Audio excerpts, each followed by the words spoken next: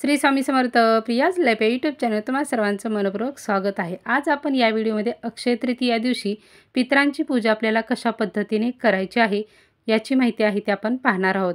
अक्षय तृतीया या दिवशी देवांची म्हणजेच माता लक्ष्मी आणि भगवान विष्णू यांची अखंड लक्ष्मी प्राप्तीसाठी पूजा ही केली जाते।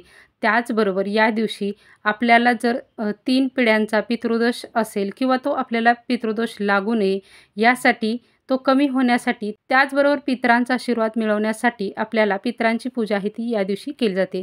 कारण असे म्हटले जाते की या दिवशी पितरांना पृथ्वीवरती येण्याची परवानगी असते। ते आपल्या वंशजांकडे तृप्त होण्यासाठी येतात आणि त्यांना भरभरून आशीर्वाद आहेत ते देतात। म्हणून या दिवशी प्रत्येक घरात पितरांची पूजा ही ती केली जाते। आता ज्यांचे सासू सासरे नसतील तर त्यांनी पूजा कशा पद्धतीने करायची आहे, ज्यांच्या फक्त सासूबाई नसतील तर त्यांनी कशा पद्धतीने पूजा करायची आहे आणि ज्यांचे फक्त सासरे नाहीत तर त्यांनी कशा पद्धतीने पूजा करायची आहे याचीच माहिती आहे ती आता आपण या व्हिडिओमध्ये पाहणार आहोत।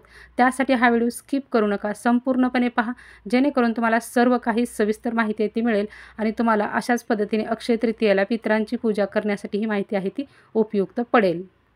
यावर्षी अक्षय तृतीया ही 29 तारखेला सायंकाळी 5:30 सुरू होत आहे। दुसऱ्या दिवशी म्हणजेच 30 तारखेला ती दुपारी 2 वाजून संपणार आहे।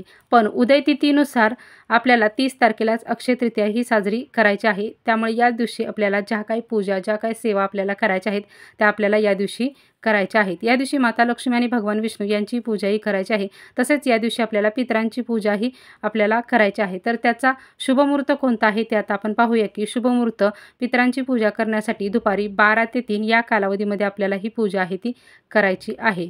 आता ज्यांना सासू सासरे नसतील तर त्यांनी पूजा आहे ती कशा पद्धतीने करायची आहे याची माहिती आहे ते आता आपण पाहूया। आता ही माहिती आहे ती व्यवस्थितपणे नीट ऐका, जेणेकरून तुम्हाला सर्व काही व्यवस्थित माहिती आहे ती मिळेल। आपल्याला पूजा करण्यासाठी दुपारी 12 नंतर आहे ते बसायचं आहे। बसताना आपल्याला दक्षिणेला तोंड करून आहे ते बसायचं आहे। बसताना आपल्याला एक आसन आहे ते घ्यायचं आहे, एक पाट घ्यायचा आहे। पाटावरती आपल्याला पांढऱ्या रंगाचं जर वस्त्र जर आपल्याकडे असेल तर ते अंतरायचं आहे, जर नसेल तरी तुम्ही पिवळ्या रंगाचं वापरलं तरीही चालू शकतं। ते आपल्याला त्या पाटावरती अंतरायचं आहे। प्रथम आपल्याला एक पंती आहे मातीची घ्यायची आहे, ती आपल्याला प्रज्वलित करायची आहे। त्या पंतीमध्ये आपल्याला तिळाचं तेल आहे ते घालायचं आहे आणि एकच वात आहे ते आपल्याला कापसाची त्यामध्ये घालायची आहे। आपण देवाची पूजा करत असताना 2 वातींची एक वात बनवतो, पण पितरांची पूजा करत असताना आपल्याला एकच वात आहे ती घ्यायची आहे आणि ती आपल्याला त्या पंतीमध्ये आहे ती प्रज्वलित करायची आहे। त्या पंतीचं तोंड आहे ते आपल्याला दक्षिण दिशेला आहे ते करायचं आहे। नंतर अगरबत्ती आहे ती लावायची आहे आणि ही संपूर्ण पूजा करत असताना आपल्याला पितृदेवताभ्यो नमः पितृदेवताभ्यो नमः या मंत्राचा जप आहे तो आपल्याला आपल्या मनात आहे तो करायचा आहे। त्या पाटावरती नंतर एक आपल्याला पत्रावळी आहे ती घ्यायची आहे आणि त्या पत्रावळीवरती आपल्याला थोडेसे गहू आहेत ते घ्यायचे आहेत। तुम्ही 1 वाटी घेतले तरी चालतील, 1 ओंजळ घेतले तरी चालतील, एकदम थोडेसे घ्यायचे आहेत, आपल्याला जास्त काही लागणार नाहीत। नंतर त्यावरती आता आपल्याला काय आणि कशा पद्धतीने ठेवायचं आहे याचा गोंधळ होऊ देऊ नका। ही माहिती आहे ती व्यवस्थितपणे ऐका, त्यामुळे तुम्हाला पूजा करताना तुमचा गोंधळ उडणार नाही, तुम्हाला व्यवस्थितपणे लक्षात येईल। जर आपल्याला सासू नसेल तर तुम्हाला फोटोत पूजा दिसत आहे, म्हणजे मी तो स्क्रीनवरती फोटो दिलेला आहे, त्यातील गव्हावरती मांडलेला जो मोठ्या आकाराची जो माठ दिसत आहे त्याला केळी म्हणतात, तर तो आपल्याला वापरायचा आहे आणि त्याची पूजा आहे ती आपल्याला करायची आहे। आणि आपले जर फक्त सासरे जर नसतील तर त्याच पूजेमध्ये मांडलेला जो वरचा जो छोटा माठ दिसत आहे त्याला करा म्हटलं जातं, त्याची पूजा ही फक्त आपल्याला त्या दिवशी करायची असते।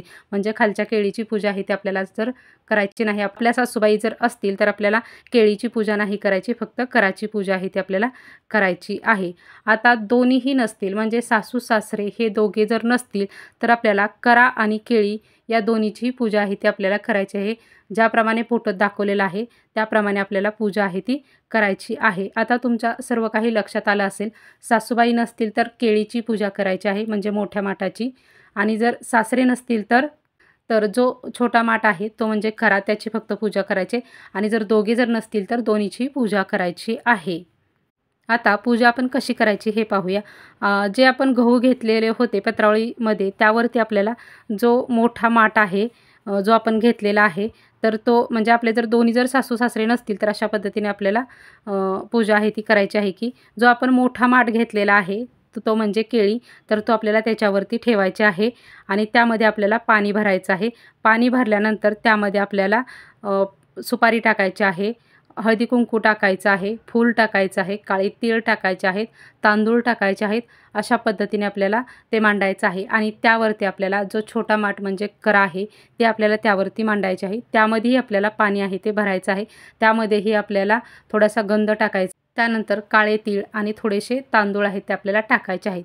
आणि या करावरती जर तुमच्याकडे जर आंब्याचा ढाळा जर ठेवला जात असेल, तुमच्याकडे जर तशी जर पद्धत जर असेल, तर नक्कीच तुम्ही याच्यावरती आंब्याचा ढाळा आहे ते नक्की तुम्ही ठेवू शकता. मग तो त्याच्यावरती ठेवायचा आहे आणि त्याच्यावरती आंबा ठेवला जातो किंवा काही ठिकाणी खरबूज ठेवलं जातं. आता तुमच्याकडे नक्की यावरती काय ठेवलं जातं त्यानुसार तुम्ही ठेवा. आंबाही ठेवला तरी चालतो किंवा खरबूज जरी ठेवलं तरी चालतं. तुमच्याकडे नक्कीच काय ठेवलं जातं हे मला नक्कीच कमेंट करून तुम्ही सांगा. अशा पद्धतीने संपूर्ण पूजा मांडणी आहे ती करायची आहे. नंतर आपल्याला काय करायचं आहे, जी करा आणि केळी आहे त्याला आपल्याला जो आपला पांढरा गंध आहे तो गंध घ्यायचा आहे आणि त्या गंधाने वरून खाली गंधाचे 5 पट्टे आहेत ते ओढून घ्यायचे आहेत.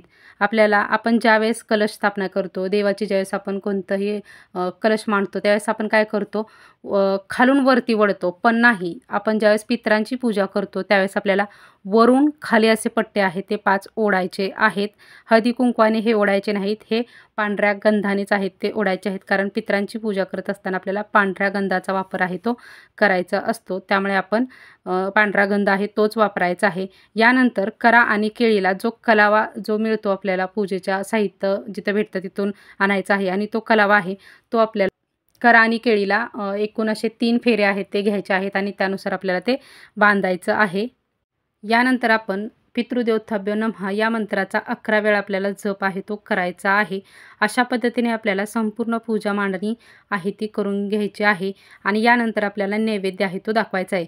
आता नैवेद्य हा आमच्याकडे आमरस आणि पोळीचा आहे तो नैवेद्य दाखवला जातो. तुमच्याकडे कोणता दाखवला जातो त्यानुसार तो तुम्ही नैवेद्य आहे तो दाखवून घ्यायचा आहे. यानंतर जर तुम्हाला जर तुमच्याकडे जर फोटो जर असतील, जे तुमचे सासू सासरे आहेत त्यांचे जर फोटो जर असतील तर ते आपल्याला पाठीमागच्या साईडला आहे ते आपल्याला मांडायचे आहेत. जे ते आपण ही पूजा मांडलेली आहे त्याच्या पाठीमागच्या साईडला तुम्ही ते फोटो मांडले आणि त्याची पूजा केली तरीही चालू शकते. त्यांना हार घालायचा आहे किंवा फुलं व्हायचे, गंध आहे तो आपल्याला लावायचा आहे. अशा पद्धतीने आपण केलं तरीही चालू शकतो. तुम्हाला जर तुमच्या 3 पिढ्यांपर्यंतची जर नावं जर माहीत असतील तुमच्या पितरांची, तर तुम्ही त्या 3ही पिढ्यांची नावं आहेत ती तुम्हाला घ्यायची आहेत. जर नसतील माहीत तर आपण नुसतं पितृदेवताभ्यो नमः हे जरी म्हटलं तरीही चालू शकतं. आणि आपल्याला त्यांना प्रार्थना आहे ती करायची आहे की माझ्या घरावरती कोणत्याही प्रकारचं अडचण येऊ देऊ नका, सुखी समृद्धी राहू द्या, माझा संसार आहे चांगला राहावा आणि तुमचा कृपा आशीर्वाद आहे तो माझ्या कुटुंबावरती कायमस्वरूपी असाच राहावा, अशी त्यांना आपल्याला प्रार्थना आहे ती करायची आहे. आता ही संपूर्ण पूजा करून झाल्यानंतर आपल्याला आता काय करायचं आहे, आपल्याला यानंतर पितरांना आगारी आहे ती द्यायची आहे. आता आगारी आपल्याला कशा पद्धतीने द्यायची आहे की आगारी देताना आपण ही संपूर्ण पूजा मांडणी झाल्यानंतरच आपल्याला हा विधी आहे तो करायचा आहे आगारी देण्याचा. आगारी देण्यासाठी आपल्याला एक आपण जे हवन जे कुंड आहे ते जर आपल्याकडे असेल तर ते घ्यायचं आहे. ते जर नसेल तर तुम्ही एक मातीची मोठी पंती घेतली तरी चालेल. त्यामध्ये आपल्याला गौरी आहे ती टाकायची आहे. त्यावरती तूप टाकायचं आहे. तूप टाकल्यानंतर त्यावरती कापूर टाकून ते प्रज्वलित करून घ्यायचं आहे आणि जो आपण नैवेद्य जो काही सगळा काही बनवलेला आहे तो आपल्याला सगळा घ्यायचा आहे आणि तो एक आता आपण ह्याच्यावरती आपण ते अग्नीमध्ये ते टाकणार आहोत. त्यासाठी आपल्याला एक घास आहे एवढंच आहे ते आपल्याला घ्यायचं आहे आणि हे सर्व घेऊन आपण आपल्या घराचा जो मुख्य उंबरा आहे तेथे आपल्याला जायचं आहे. तेथे आपल्याला आगारी आहे ही द्यायची आहे आणि त्यामध्ये तो एक घासा आहे तो आपल्याला संपूर्ण नैवेद्याचा एकत्रित करून तो एक घास आहे तो आपल्याला टाकायचा आहे आणि पितृदेवताभ्यो नमः पितृदेवताभ्यो नमः हे आपल्याला 3 वेळा आहे ते म्हणायचं आहे. म्हणजेच की पितरांनी हा जो आपला प्रसाद आहे तो ग्रहण केला असं होतं. अशा पद्धतीने आपल्याला करायचं आहे. ही एक पद्धत आहे. त्याचबरोबर तुमच्याकडे जशी पद्धत असेल त्यानुसार करा. मी सर्व काही पद्धती सांगण्याचा प्रयत्न करत आहे. तुमच्याकडे जर आगारी देण्याची पद्धत असेल तर तुम्ही अशा पद्धतीने आगारी आहे ती देऊ शकता. त्याचबरोबर दुसऱ्या जी पद्धत आहे ती म्हणजे जर तुमचे सासू सासरे जर दोघे जर नसतील तर कोणी एका जोडप्याला तुमच्या पाहुण्यातील आहे त्यांना जेवायला बोलवलं जातं. ही संपूर्ण पूजा झाल्यानंतर त्यांना जेवायला घालायचं असतं आणि त्यांचं जेवण झाल्यानंतरच आपण आपल्या घरातील सर्वांनी जेवायचं असतं. आता नुसते सासरे नसतील तर एक जेंट्स आहे कोण तुमच्या पाहुण्यातील असेल तर त्यांना जेवायला बोलवू शकता. फक्त सासूबाई नसतील तर कोण लेडीज असेल त्यांना तुम्ही जेवायला बोलवलं तरीही चालू शकतं. आता तुमच्याकडे जशा पद्धतीने पद्धत असेल त्या पद्धतीने आपल्याला करायचं आहे.